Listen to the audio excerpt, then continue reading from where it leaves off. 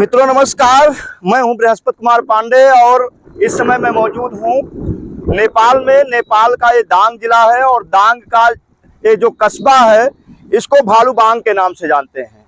इस भालूबांग का पूर्वांचल के बाढ़ और बिहार के बाढ़ से सीधा ताल्लुकात है और जिस नदी में मैं खड़ा हूं ये पूर्वांचल की गंगा कही जाने वाली नदी राप्ती है। और ये राप्ती जो है झिरमुख और खोरा नाम की दो नदियों के संगम के बाद जब उत्तर प्रदेश में प्रवेश करती है तो सिर्फ और सिर्फ राप्ती रह जाती है। लेकिन जब राप्ती बरसात के मौसम में अपनी तबाही मचाती है, अपने उफान पर होती है, तो किसानों की न केवल फसल बर्बाद हो जाती है बल्कि अपार जनधन की हानि होती है। इस हानि को रोकने के लिए बिहार और उत्तर प्रदेश की बाढ़ को रोकने के लिए साल 1935 में अंग्रेजों ने एक परियोजना का खाका तैयार किया था और उस परियोजना का उद्देश्य था कि इसी जगह पर जहां पर हम खड़े हैं भालूबांग में एक बांध बनाया जाएगा जो जिसकी ऊंचाई 56 मीटर होगी और दूसरे बांध की भी रूपरेखा तय की गई थी जिसकी ऊंचाई 163 मीटर नारौली में रखी गई थी। लेकिन जब इसकी रूपरेखा तैयार हुई उस समय के प्रधानमंत्री जवाहरलाल नेहरू जी और नेपाल के प्रधानमंत्री त्रिभुवनवीर विक्रम शाह, उन्होंने इस रूपरेखा को पूरी तरीके से अमली जामा पहनाया और इसकी जो लागत उस समय निर्धारित की गई थी लगभग 34 करोड़ रुपए थी। साल 1956 में इसकी लागत 34 करोड़ थी और अगर यह परियोजना अपनी वास्तविक रूप में आती तो न केवल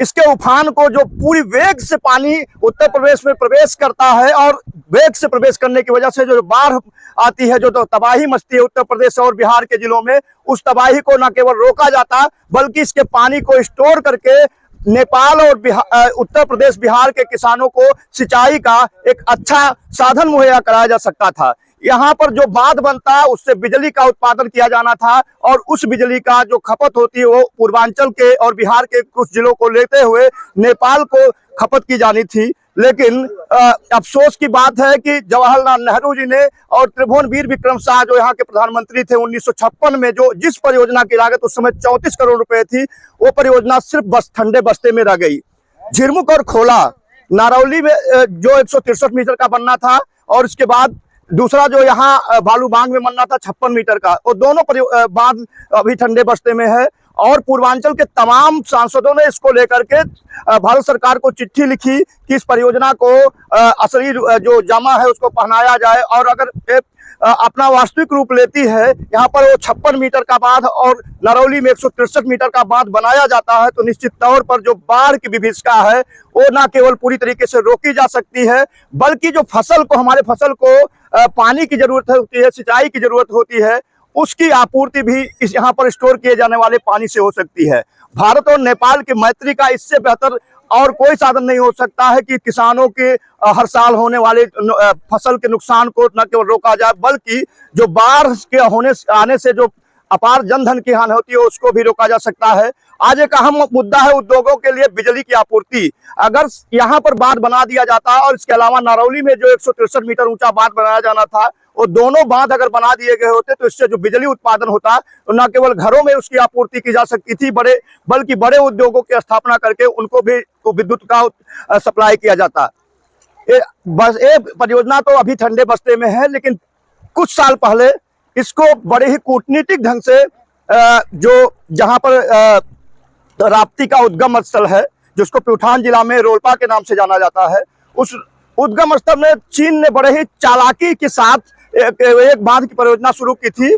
नैमुरे में। और नैमुरे में जो बांध की परियोजना शुरू की थी वहां पर उसका उद्देश्य था कि बिजली उत्पादन करके और उस बिजली को नेपाल में सप्लाई देते और जब बाढ़ की स्थिति आती है चूंकि पहाड़ों में पानी ठहरता नहीं है, उसका वेग बहुत तेज होता है, तो अचानक वो पानी जब भारत की तरफ छोड़ा जाता तो पूरी तरीके से पूर्वांचल के जिले तबाह हो जाते। उसका जो कूटनीतिक उद्देश्य था वो पूर्वांचल को तबाह करना था, लेकिन यूनाइटेड नेशंस में इसको पर्यावरणीय मुद्दा बताते हुए इस पर भारत सरकार ने जबरदस्त पैरोकारी की थी और इस जो चीन की कूटनीतिक चाल थी इसको पूरी तरीके से रोका जा सका था। निश्चित तौर पर आशा करते हैं कि प्रधानमंत्री मोदी जी और जो पूर्वांचल के सांसदों ने इसको लेकर के पैरोकारी की है, उस पैरोकारी के चलते 1956 में रखी गई इस परियोजना को फिर से शुरू किया जाएगा। हो सकता है उस समय इसकी लागत 34 करोड़ थी, अब वो सैकड़ों करोड़ में चली गई हो, लेकिन जब इसके फायदे गिनाए जाएंगे तो जो हम हर साल बाढ़ पर उसके आपदा राहत के नाम पर खर्च करते हैं उससे कई गुना ये कम होगा, और जो उत्पादन होगा, फसल उत्पादन होगा, जो नुकसान होता है जो उसकी भी भरपाई हो पाएगी, बिजली की आपूर्ति हो पाएगी और पानी का समुचित उपयोग हो पाएगा। तो अभी हम बालूबांग जिले स्थान पर थे जो डांग जिले में है, नेपाल का डांग जिला। और अभी पीछे जो देख रहे हैं जो कलकल करते हुए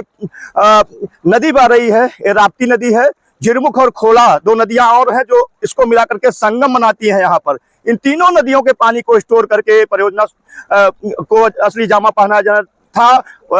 असली स्वरूप दिया जाना था। आशा करता हूं कि वीडियो आप शेयर करेंगे क्योंकि ये हमारा मुद्दा नहीं है, ये पूर्वांचल के उन हर किसानों का मुद्दा है जिसके जो राप्ती की बाढ़ की वजह से परेशान होते हैं, उनकी फसलें नष्ट होती हैं। और आप सभी लोग इसको ज्यादा से ज्यादा शेयर करें जिससे प्रधानमंत्री जी तक ये मुद्दा पहुंचे। जो सांसदों ने पैरोकारी की थी उनका पैरोकारी सफल हो। और इसी आशा के साथ हम विदा लेते हैं। अगले एपिसोड में किसी नए मुद्दे के साथ फिर आपके सामने हाजिर होंगे। नमस्कार।